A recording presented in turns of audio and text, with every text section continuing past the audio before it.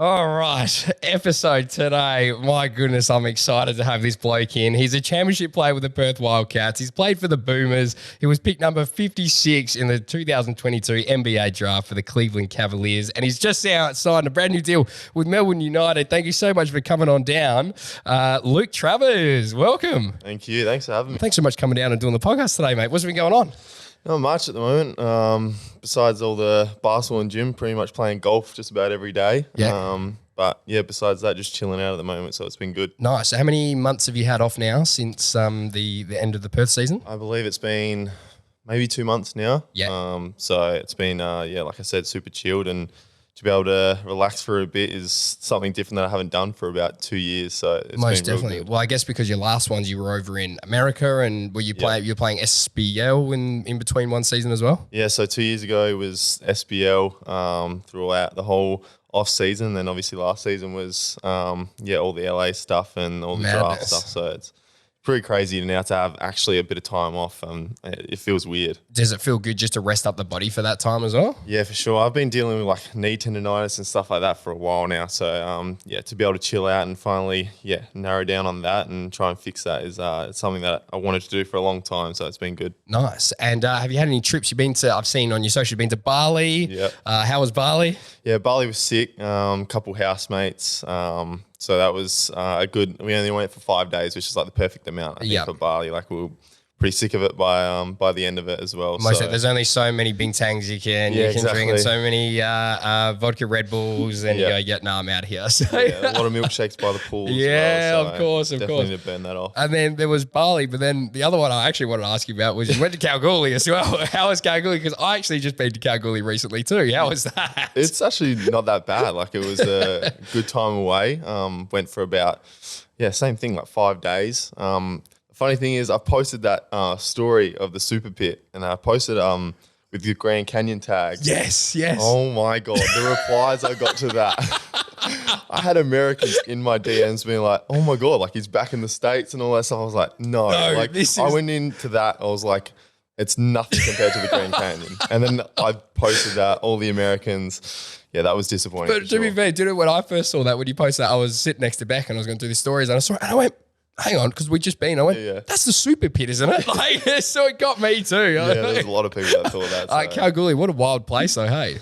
Yeah, it's not bad. Small little city, but it was a nice couple of days to get away for sure. Nice. And what was the reason for that trip? Just because? I got a couple mates out there playing basketball as well. So nice. Just hang out with them for a bit and also just get away as well. Yeah, most definitely. And then you've been super busy as well the last month or 2 months and since finishing up, because you're a free agent and you've now left the Wildcats and you signed with Melbourne United. Tell us about this little patch for you and how did that all come about, and what are your feelings around that now? Yeah, so that last couple of weeks was, I want to say not stressful, but it was definitely different. Just because that was my first time in 4 years to be a free agent and stuff and talking to other teams. So that was super different, but enjoyed every minute of it. Obviously excited for the next opportunity that I get with Melbourne. So just looking forward to that, to be able to live in a new city as well, change of scenery, and then also to get to know new people and stuff. Yeah. So just looking forward to all that. And did you think that you just needed somewhere new to go to, just like a bit of a fresh start for you, or was it for more opportunities for things, or what was sort of the reasoning behind you wanting to look elsewhere and make that decision? I think it was a bit of both. Like obviously maybe a little bit more opportunity, and like I said, my goal is to get to the NBA. Yeah. So I think I needed a little bit more opportunity as well, but also just change of scenery. Like sometimes feel like you might get too comfortable and stuff like that with living at home and having family and friends around and stuff. So to be able to get out of that comfort zone and then move over there and just sort of focus on basketball for a little while is probably something that I needed. Most definitely. And one of the things that I'm really making a theme of this podcast that we're going to talk into is about, your improvement, your development. You touched on just then really getting outside of your comfort zone and pushing yourself, which when I'm looking at all of your stuff, it's, I really admire that and I go, wow, it's so impressive how much you've improved and how much you're pushing yourself like that. And I can't wait to get into all of that side of stuff with you later on. I'm sure everybody's going to find that super interesting. But just before we do that, for maybe someone that doesn't know you just just as well. Let's paint a little bit of a picture about Luke Travers and how you sort of got to where you are right now. So tell me a little bit about you growing up and about your family and all that sort of thing. So yeah, super close family. Grew up playing just about every other sport besides basketball. Is that right? Yeah, golf was first one at 5. Wow. I played that for about 2 or 3 years. Then obviously moved on to footy like every other Australian kid. It's super cool to play. Were you good at footy? Yeah, I wasn't bad. I played that till I was about 14. So that was the one that stuck around for the longest. Yeah.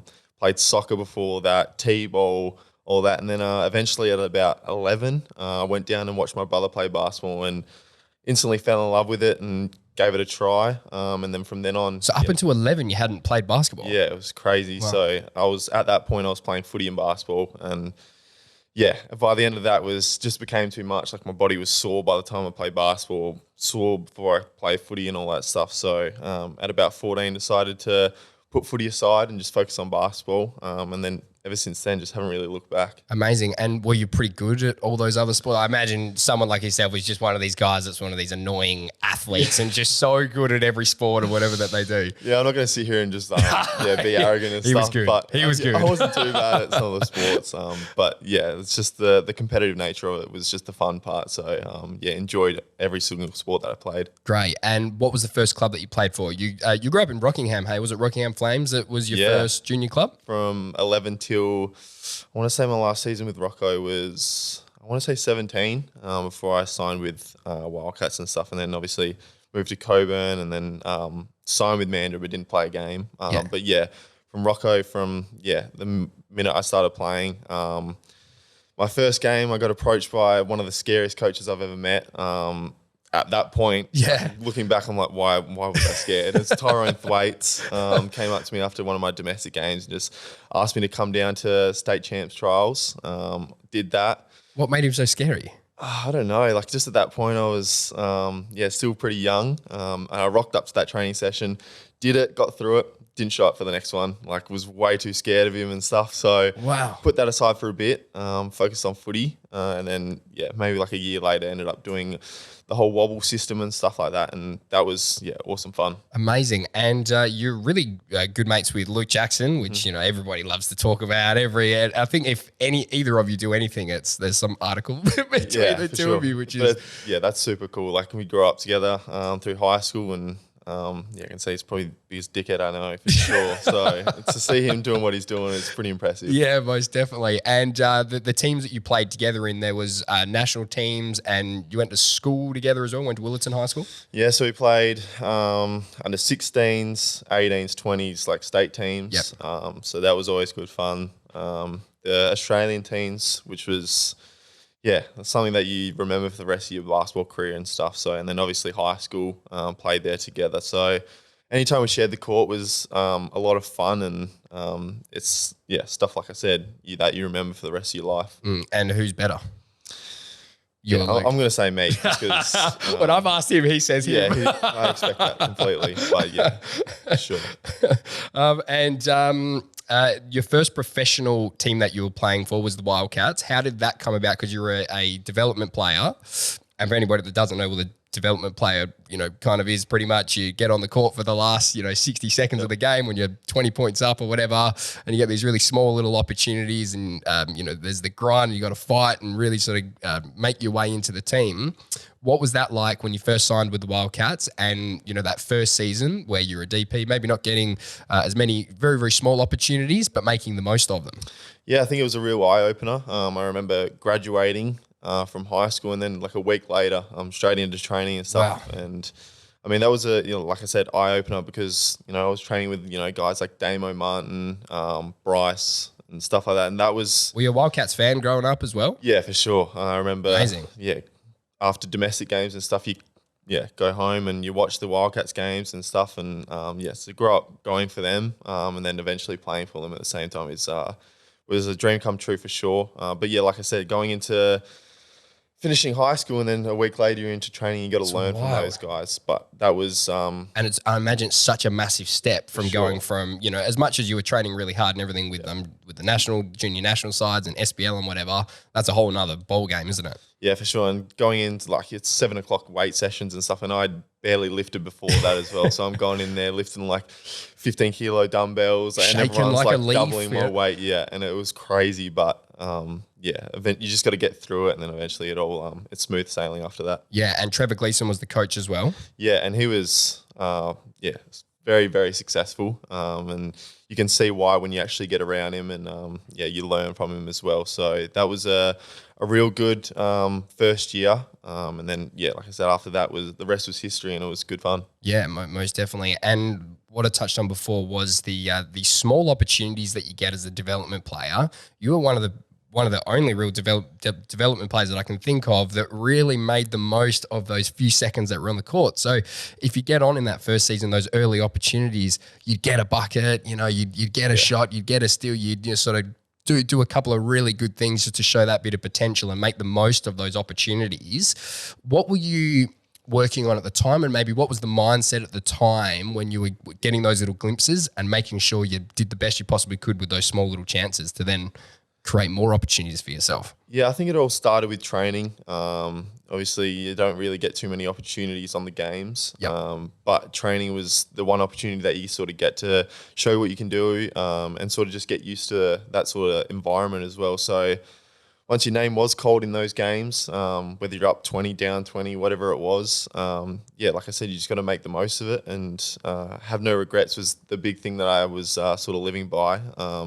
So when I got out there, just putting it all out in the court, and like just never leaving anything behind as well. So those are little moments that you get. Yeah, you just got to make the most of it. For sure. And you played with Damien Martin, Bryce Cotton, Greg Hire, all these great Wildcats names. Was there anyone that really took you under the wing early on, or still does, and sort of helps you out through anything basketball related? Yeah, so when I was playing for Rockingham at about 15, we signed a guy called Greg Hire. So that was real cool to have him around, and he definitely took me under his wing, especially for that first couple of years with Rocco, and from then on, 2 years later I signed with the Wildcats, and he's still there. So he was something that I like to have around still to this day. Like, he's still in my corner, and he's always messaging me and stuff. And on Twitter, you go to battle for it.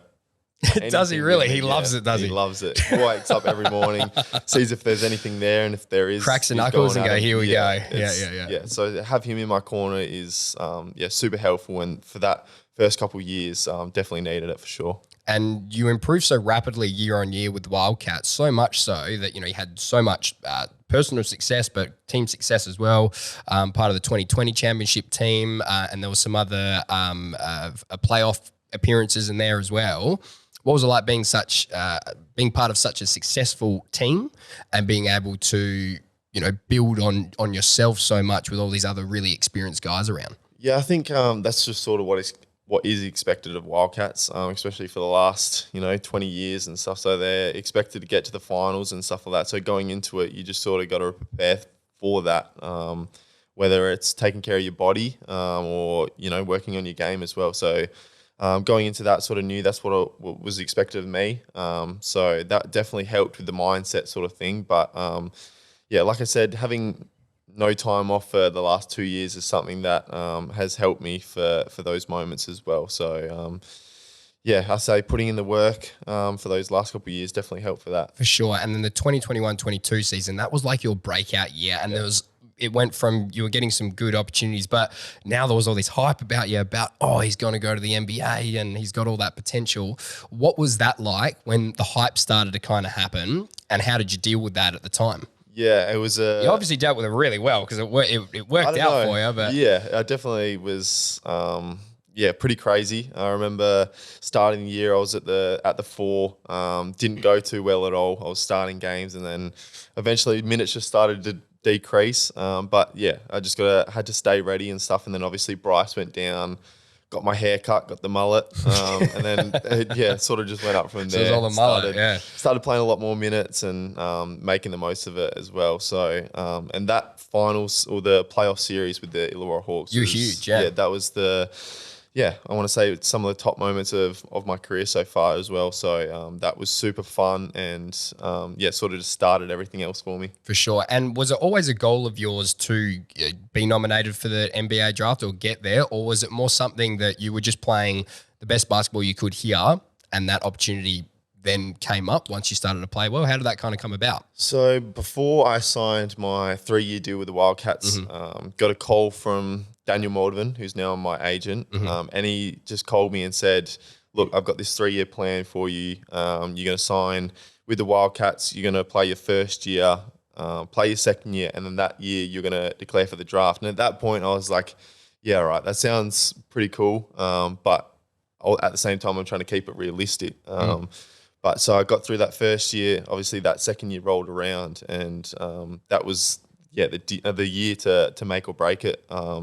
So going into that was something I was excited for, but also like a little bit nervous for sure. And then that series rolled around, the finals and all that after it as well, and it was all starting to happen. So like, yeah, just sharing that sort of moment with my agent, remember talking about it, and then eventually it all happened as well, was unbelievable. And it's like, just goes back and be like, wow, like this guy knows what he's doing. And that's sort of why I've put so much trust in him as well with everything that's happened after it as well. Most definitely. And was there quite like it sounds like there was quite like a structured plan in place for creating that for you. Yep. Can you share any of that was some of the focuses for you guys? I mean, for me, it was just go out there and play basketball. He does all the work behind the scenes. Because I imagine there's so much, Like it is crazy. I remember going over last year to the States and like he's on the phone pretty much every minute of the day, planning it. It's like baller stuff. It's just like he's just planning everyone,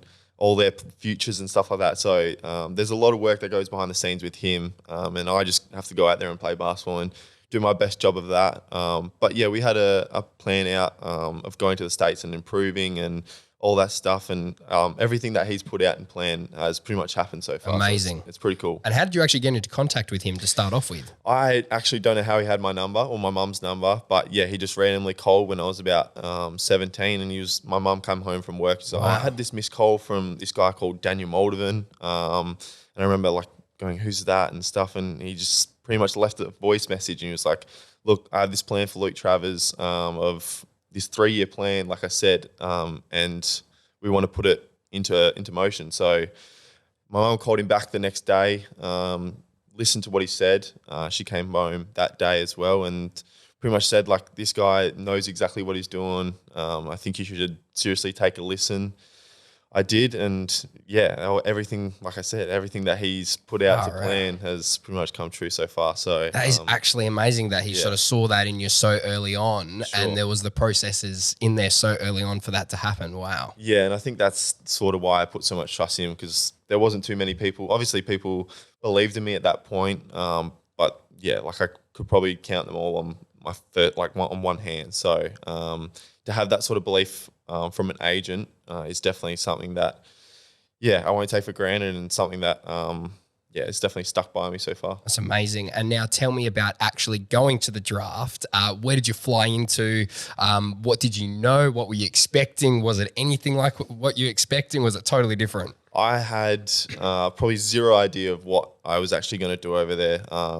Flew into LA, spent the first 3 weeks. Have you been to America at all before? That's so I went to like a couple AAU tournaments and stuff like, which is like high school tournaments for if you want to go to college and stuff, which obviously didn't happen. A holiday as well with my family, but yeah, going into it, 3 weeks out in LA, just worked out with Jordan Lawley, Tony Vestaturo, and they were unbelievable for me in that first 3 weeks as well. So then going into it, I had nothing planned or didn't know what to expect, but flying from city to city, like literally day after day to work out for these teams was, it took a toll on the body for sure. Absolutely. And mentally, I'm sure as well, because I'm sure you're tired, the time difference, you're away from your family. Like you said, you're not knowing what to expect with it all as well. Yeah, I remember having a Sacramento workout, worked out, flew out that afternoon, then had a Clippers workout the next morning. Fuck. Like So it was. how many teams did you end up working out for? I ended up doing, I believe, 10. Yeah. So like that was like probably the worst one, flying out that afternoon. But all the other ones were workout, have the afternoon to yourself, fly out the next morning. You got a day off. That's your one day off, and then you're working out with another team the next day. But yeah, the back-to-back ones were, yeah, they're definitely, yeah, it took a toll on my body and mentally as well. But once it's all done, like you just got to put your best foot forward. And I feel like I did that. So I was in a pretty good headspace at that point. Draft night rolled around. Obviously, I was living with Dyson Daniels, who went 8th pick to Amazing. Pelicans. And he's doing so well now as well. He's killing it. So that's super cool to see. He flew to Brooklyn to be there. I was still in LA, like at a house by myself, just over the phone with my mum. Obviously, the ad break went So in. you don't actually get to go to the draft if you're not in the top whatever. Yeah, I don't know how it works. Like, I think there was some people that were in the second round that were actually there. Yeah. But yeah, I decided to stay home. Well, not home, but LA. Obviously, didn't know what was going to happen. You don't really know until the draft starts rolling around. And yeah, that second round rolled around, and getting calls from my agent saying just be ready and stuff. And the pick actually hadn't been announced yet. Got a call from my agent, and he was like, welcome to the NBA and all that stuff. So that was a crazy experience. I didn't know what was going on because the pick hadn't been announced yet. Get back on the phone with my mum. I'm like, I think it's happening. She gets onto the TV, and obviously the Cavs pick rolls around, and it all happens from there. Which, it was you're seriously lightheaded. You don't know what to say. But yeah, that was a super cool moment. That's insane, bro. That's actually nuts. Wow. Yeah. And then how many teams? So you worked out with the 10 teams. Were the workouts that you were doing with them pretty similar, or were they all very different? Yeah, most of them were pretty similar. There's a lot of like 3-on-3 stuff. You're just getting shots up as well.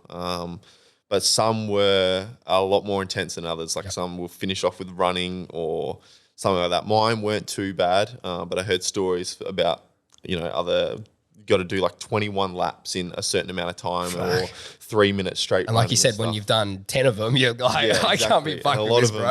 I don't even think I think everyone did like 20 and stuff like that. So I only did 10, and that was crazy. So yeah, I imagine them being a lot more worse than I was. For sure. And did you actually do any workouts with Dyson Daniels as well? Was there any ones that you were there the same time? No, I think they sort of keep maybe like sort of draft range, like where you think you're going to get picked. They keep those sort of players in the same sort of boat. And what were some of the other guys that have also got picked up that you were working out with? Was there many? Yeah, so I did a lot with like people that were like 20s. I think Blake Wesley was one. He ended up going like late first round, and there was a lot of guys that were like the 20s to 30s. So to work out with them, and I think I definitely held my own for sure. And I've said that in a couple interviews as well. So that was super cool to just experience that and sort of go up against those sort of guys as well. So that was real cool. And were you quite confident with all the work that you did that you were going to get drafted somewhere? Or you still just had no idea? You were just kind of I feel like you have no idea. And even like my agent saying, like, we still won't know until draft day or when the actual draft is getting rolling. So I was definitely confident with how my workouts went. I think they went real well. And I think Cleveland was probably my best one for sure. So lucky that all planned out like that. But yeah, you seriously don't know until it's all rolling as well. Unreal. And then what was it like when you got to Cleveland? And did you do a few weeks of working out after that? So before you came back here and started back with the Wildcats? Yeah, so it was me, Ochai Abaji, who was like the first round pick for Cavs, and then Isaiah Mobley, who was another second rounder with Cavs. So we all went over maybe 2 weeks before like summer league camp started, which is just where we get the whole team in and start training and stuff for maybe like a week before summer league. Was that just sick? Just training with those guys? Yeah, so they give us like suites as well, and full. Yeah, I mean Cleveland it's not a bad place, but it's definitely not like LA and stuff. So it was super chilled, a bit like Rockingham as well. So any little bits that I can get from home, definitely need it. So yeah, that was a super cool experience just to be able to live there for a little bit, experience that sort of thing, and then go from there to trainings and experience that with another guys that get drafted and are going through it all at the same time. So to share that with them definitely made it easier. Most definitely. And when you were training there, so what was the sort of communication with the coaches and the management, all that sort of stuff? So they've obviously drafted you now. Did they kind of make it pretty clear that, what routes that you can take or some options for you to sort of go forward to try to then crack into stuff? I don't think they really did that until after Summer League. Yep. But while I was there, they definitely give you sort of a plan of things to work on. And at that point was definitely my shooting.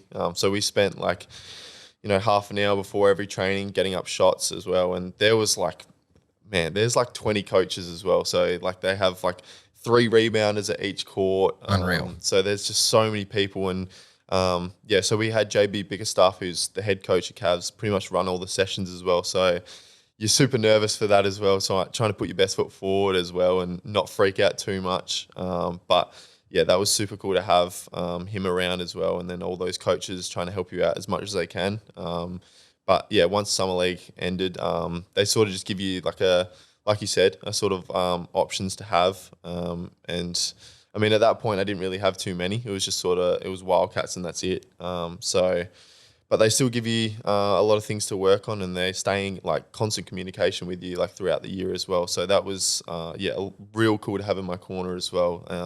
And it makes you just watch the NBA a little bit more closely as well. Most definitely. Supporting the Cavs and stuff, and even just talking to Mike Gansey, who's he's pretty high up over at the Cavs. Just talking about the games and stuff with him is super cool. That's amazing. And so then you came back to Perth, you played the season with the Wildcats just gone. Was there lots of communication back and forth? Were they always checking in with you? I think, did the GM of the Cavs come over here for a couple of games and check you out as well? Yeah, so that's Mike. Yeah. That's Mike, yeah. Yeah, so he was super helpful, and he was always staying in communication, as well as his name's Brandon. He came over for pre-season. And spent a couple of weeks out in Darwin, which was probably not the first place you go to in Australia, but to be able to hang out with him and just sort of talk about plans and stuff like that is, like I said, it's super cool to have that in your corner, and not a lot of people get to have as well. So that was, real cool. But yeah, I think they said they watched every game and give you feedback as well. So that's definitely pretty helpful. Amazing. So as you know, I'm a massive Cat supporter, and I love to hear any stories to do with the Wildcats. So ones that I think they're always so good that I love to hear are sort of behind the scenes ones. Maybe, did either you or anyone get any really good sprays from coaches? I love hearing those stories. They're always so good. Yeah, so I don't know if you'll like me saying this, but Kev White, I remember it was my second year. We're in the middle of training.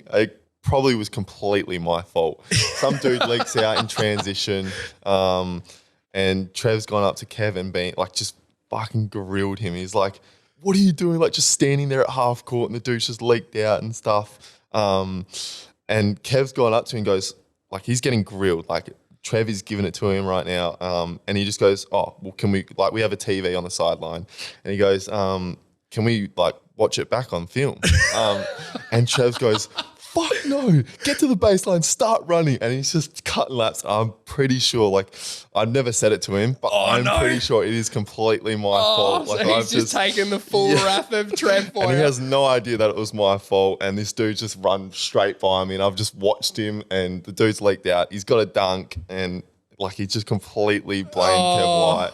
Oh man, but that was seriously funny. And I remember him saying, "Can we watch it back on film?" I'm like, fuck no, don't watch it. Yeah, don't do it. You went and ran and got the tape, and he threw it out. Yeah. Absolutely. But yeah, Trev's gone, nah, that's it. And I'm like, oh, thank God. Because I seriously would have been in some strife there for sure.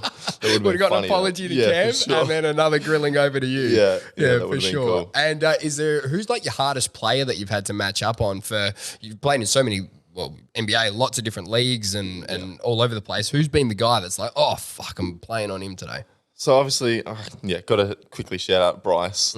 Going up against him every day was unbelievable, and he is so shifty. He's change of direction and stuff is so quick. Obviously, being a taller guy, it's not as quick as him. Yeah. So trying to stick with him is pretty hard to do. But I remember going over to States, like I said, and Jordan Lawley runs these open runs every Friday, and he brings in these NBA guys. So I remember my first session, I'm like, my knee's still a little bit sore. I'm like, I don't know if I want to do anything too much today. And I remember getting there, and Jay Law's like, Yep, open runs today. All these guys start rolling in. And then Stanley Johnson, he's a pretty good role player in the NBA right now. He was with the Lakers at that time. And I'm like, all right, like, yeah, I should be able to hold my own. This guy comes out and like first 3 possessions, just whack, whack, whack, 3 threes. I'm like, fuck, this is going to be a long session. I'm still sore. Like, I've got to, guard him at the same time. Yeah. He's hit threes after threes after threes. I'm like, fuck, like I got to close him out now. So I'm sitting there, make him drive by. Dude goes down to the post, starts backing me down, and just puts got me all the right moves under the rim. I'm like, fuck, like How he's did I just get laid here? it in. Yeah, and he's scoring bucket after bucket. I'm like, this dude's like a role player in the NBA, and like it was a real eye opener. I think I held my own like on the offensive end, maybe not defensively. Like he's next level, and like he's a role player. So like seeing him do that as a role player in the NBA just sort of makes you realize like fuck, The level that you need to get to. I got to get to that to be able to make it to the NBA and stuff. Did you play with the Wildcats when they did the games against the NBA teams? Did you play any of them? That was the year before, but Yep. yeah, that would have been a super cool experience. But yeah, I remember even seeing that, like Bryce went off for like 33 against Denver as well. So that just sort of shows like the level that he is at. And it's super cool to be able to go up against him the last couple of years, every day at training as well. So that was, like just shows that he's really that good. So like I mentioned at the start of the podcast, why I admire you so much as an athlete and as a person is because of how much you've been able to improve year on year. It's amazing. Every time you come back to the Wildcats, you come back so much better. You've worked on something and, you touched on some of the stuff you're getting up to training-wise before. I want to dive a little bit deeper into that. So in the last 12 months, what was the big goal for you physically, mentally, skills-wise, anything to do with basketball? What was the goals, and did you achieve them? Yeah, so going into my first year at the Wildcats, I was about 90 kilos, like super fragile and stuff like that. So obviously wanted to work on my body. Didn't do too much those first couple of years, like just sort of wanted to... In terms of in the gym stuff you're talking? Yeah, for sure. I was just sort of, scoping it out and trying to get used to it also. Like first couple of years weren't too much. Then maybe like 2 years ago, that off season that I signed with Mandra, obviously wasn't doing too much just because I was trying to get the knee right as well. So obviously didn't play a game for them, but was working on my body like a lot. So I remember... Yeah, every day was in at 7 o'clock, even in the off season. Like, it's obviously not what you want to do, waking up that early. I was still living in Rockingham at the time, so I'm up at like 5:30. Oh, to trek it all the way. Yeah, driving the freeway, peak hour traffic, get there at 7:30, and I'm lifting, for that good hour and a half. Nice. For that whole off season. I remember finishing that off season at about 95, 96 kilos. So like was a quick transition to put on that sort of weight. And then that sort of helped in that next couple of years. And were you working with the Wildcats for that? Was there someone at the club you were working with for that, or you just doing it solo? Or it was all pretty much Josh Kavanagh. He's been unbelievable for me for those first couple of years. Like that first years, like although I wasn't doing too much in terms of lifting like heavy weights as well, but getting used to it was something that I needed to do, and definitely helped for, like I said, that off season that I'm put on all that weight as well. So that definitely helped. He helped me like a significant amount. Like it was unbelievable. Yeah, awesome. And in terms of skill wise as well, was there anything in particular that you were focusing on for the last 12 months? Yeah, you mentioned you shot your 3-point shooting before. Shooting was a massive thing. So it was just the body and pretty much shooting was the main focus for the last couple years for sure. And I remember going over to the States and they sort of knew that was what I needed to work on. I remember 2 years ago shooting like 25% from three from that year, and going over there, like obviously you need to work on this. To put it lightly, you're not a good shooter. Is what they said. So I was like, who gave you that feedback? Right. That was Tony Vasaturo, but like, he's super close with me now as well. So those sort of things definitely helped and opened my eyes for sure. So going over there was getting up shots, like I want to say at least like 500 shots a day. Whether it was shooting in the morning or a bit of skills work in the morning, then coming back later that afternoon and getting more shots up. So that definitely opened my eyes, and just worked on it from that whole, couple months that I was out in LA. And then during the season, I started off the year not too bad. Like I think it was maybe like 30%. And like when that sort of happens, you're like, wow, like was it really all worth it and stuff like that. And then halfway through the year, we had that little fever break, and I pretty much just went in the gym every day and worked with Mike Kelly, who was unbelievable for me throughout this whole year. And and it was just a whole shift in like mentality. I think was the main thing for me. Like I wasn't second guessing my shots, wasn't thinking, am I open or am I getting closed out and stuff. So I was just shooting them with confidence. And do you think that's what the biggest thing that you changed? It wasn't necessarily anything technique wise that you changed. It was more so just that you were doing the reps and also the confidence in your shot. For sure, I think definitely. I think it was a bit of both, but definitely more the confidence.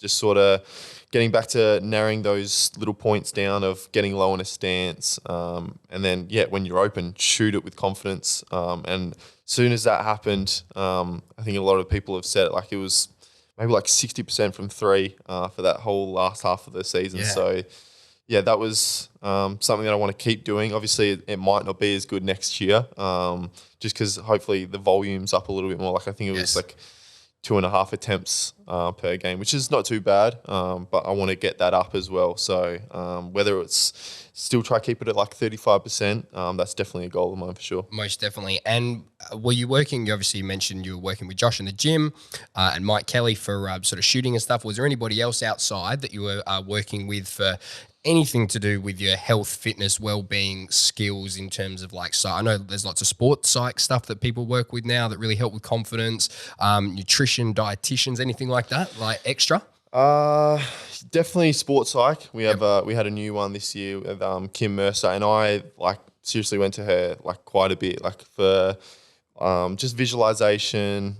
Such a big thing. Everybody that I've been chatting to has been the visualization side of things that's really taken off, hey? Yeah, for sure. And I remember even like before I was like, like how good can it be? Wishy-washy fucking. That's exactly the sort of stuff that I've thought about whenever I've gone and talked to a psych about whatever. You go, is it going to help? But then you get in there. For sure. And like talking about like just anxiety for sure is like something that I had to deal with throughout the first couple of years at Wildcats, and talking to her about it, and she gave me all these techniques to use to help that. And I remember obviously TikTok, I'm scrolling through and Christian Petrarca's talking about it. And I'm like, okay, like maybe I should give it a try. Was open to it, started it, and maybe like 2 weeks in, I'm like, holy shit, like this is such a difference. Changed everything. Like during games, I'm like visualizing certain moves to do, how my shot's going to look. And like, that's probably another factor of why, my shooting and stuff changed during that last couple games as well. So like, I remember just sitting in the locker room before, like I'm closing my eyes, I'm doing my shot. And throughout that whole second half of the year, I want to say that definitely helped as well. Amazing. And without obviously, because I'm sure there's some secret parts of that you work on and don't want to sort of chat about because that's, what you're currently working on. What were the kind of general techniques that you were doing with your sports cycle, maybe early on that you tried that were just like, oh, wow, that was like the first little step for you to really getting behind it? I think a lot of it was that visualization, whether it was before the game or even like during games, like in timeouts. I'm sitting there and I'm just closing my eyes and just thinking about, certain situations that I'm in. Yep. So it was like thinking of a specific situation. Yeah, and how I'll get out of it or what I'll do in that situation. Yep. And that helped like tremendously. Like I remember going back to her and being like, this definitely helps. And then we got like these mottos that I live by, which was like, I'll never be beaten in the air, or I'll always outwork my opponent, stuff like that. And just like going back to timeouts, like if I see myself drifting off, just going back to those sort of mottos, or, start visualizing again, just gets you back in the moment, back in the game as well. So that helps, heaps. Absolutely, yeah. And I can, I've been doing some of that stuff for myself and business-wise and that sort of thing, and it helps so much. It's actually just crazy how much as soon as you start to put some of those little things in. So the NBA is like a very different league to any other league in the world in terms of like the system and cracking in, and there's probably a lot of sort of like a little bit of politics and this around, all that sort of thing. What do you think that you need to do for this next little phase to give yourself the best chance of cracking in and really giving it a good go? I think this next move that I've put together is definitely the big part of it, moving away from home, and then just focusing on pretty much, I don't want to say everything basketball because I don't want to overdo myself as well, but focusing a lot more on things outside basketball as well. Like I'll come back to, if I'm living in an apartment, come back to that and, eat right or sit there and meditate or whatever it is. Like just anything that I need to do to, get my body better or get my basketball better as well. So I think this next move is definitely going to be helpful, and it would definitely prepare me for those things, like if I'm moving to Cleveland or wherever it is, would definitely help me for sure. Most definitely. And following on from that, so what sort of things do you do currently? Say like your week. What's a week look like for you with amount of training that you do? Are you shooting every day? Is there days off? Your food, is there something that you regularly do? All that sort of thing. Just sort of those more habit routine things. Yeah. What's your routine like? At the moment, like it's pretty chilled. Like I'm trying to also get as much rest as I can before I hit this out for, the next couple of months. So, but still, gymming, I try to go Monday, Tuesday, Thursday, Friday and shooting on those days as well. Yep. So, but as soon as I get that out the way. Do you train before do you do your weights and everything before you go shoot? Or? Yeah. So normally I'll like lift maybe like 9, 10 o'clock. Yep. And then shoot. Like I'm all at Coburn Arc at the moment. Yep. Like just lifting there and then shooting straight after. Are you just lifting in the gym there? Yeah. Oh, sick. Like just public sort of gym. So everyone coming up to you or what? Nah, it's not too bad actually. Oh, cool. Like I don't think I've had once. Wow. So it's been super Not chilled. fucking famous enough, obviously. No, obviously not. But I sort of go in those times where it's a little bit more quiet as well. Like I don't want to, get in the way, and also, you just want to sort of smash it out as well. Of course. So get that out the way and then go down and shoot. And then pretty much after that, like I'm chilling out. Like I'll go home, obviously. And whether it's go play golf or just play video games or something like that, sort of just try and take my mind off basketball at the moment before I, smash myself out as well. So at the moment, it's super chilled and it's been real good. Yeah, great. And for sort of like, young basketballers maybe listening to this and identifying with some of the journey that you've been on thus far and they're wanting to improve their game, improve their skills, do you have any tips or bits of advice that you've used early on or currently using that some younger players out there might hear and go, gee, I can start to implement that? For sure, and I think it's something that I even look back to this day. Like I said earlier, at the beginning of my career was no regrets, but I wish I said that earlier. I remember having the opportunity to live over in Canberra in the Institute of Sport, and I put that aside to be home with family and friends and stuff like that, which I want to say is maybe a little bit of a regret for me. But I remember coming home was still like a pretty good opportunity to play NBL 1, which was still cool at that age. I think I was like 16 at the time. But I mean, yeah, to be over in Canberra and you're training against like the best level of your age in Australia was definitely something I wanted to do. And I should have done, I think, for sure. So I think growing up, just having no regrets and being outside of your comfort zone is something that I wish I did a lot more.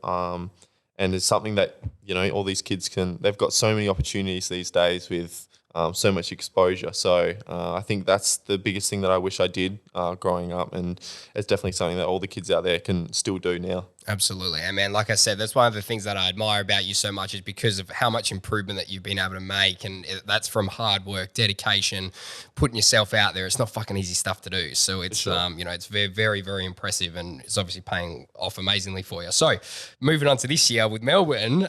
So what's been said so far? Are you changing, you wanted to play a little bit more guard?